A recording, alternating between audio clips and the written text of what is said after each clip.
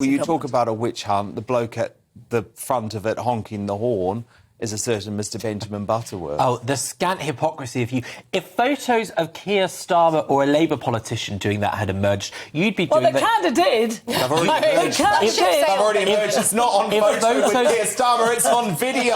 And he's got a beer in hand and curries on the table. What is this? Am I going to be allowed to speak? The truth is, if photos of a Labour politician doing that had emerged, you'd be doing the can-can round this studio. The scant hypocrisy. There's the video, the scant hypocrisy. You obviously haven't seen that. Look, do you know what?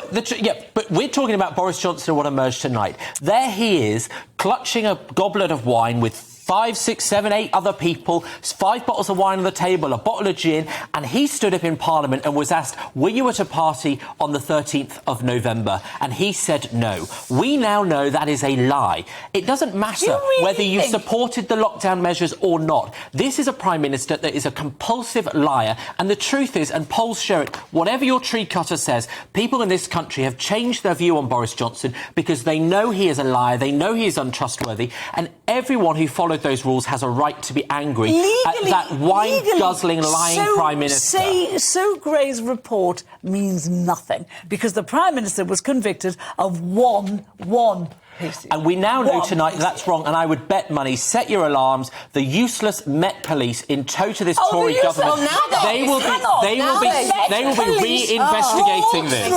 Hundreds of photographs, hundreds of pages of evidence. They would have tried to get Boris on anything. They could only get him for one thing. So tell me then, there you see 8 people with 5 bottles of wine and some gin. Do you think that's a party? Half a glass. Doesn't matter how much glass he had. He was there for 10 minutes. Well, in the photo. And he toasted doesn't matter how long he was there or how much wine was in his glass. To the police. No, hang on. Do you think that was a party? Well, it was a leaving. Do you think that 2 people were allowed in a room together? Do you think that broke the rules? Do you know what? But even if come on. Well, I think that probably there were people in that photo, and we know that there were people in that photo who did break the rules because they stayed, they partied, they downed the gin. So you accept Boris Johnson broke the rules? No, I don't. No, he didn't say that. So you don't think... Are you listening to me? I am. You just said there are people in that photo who broke the rules. Stop talking for 1 second, just listen, because you might learn something for once. Boris Johnson was probably there for a very short amount of time to raise a glass for his departing Director of Communications, Lee Kane, who had worked for him over the duration of the pandemic. The point is, Benjamin, you on the left were more than happy to accept the Met Police investigation. So you accept he broke the rules? If Boris had got a hell of a load of fines, and you would be here saying got a hell of a load of fines and he should go. Dan.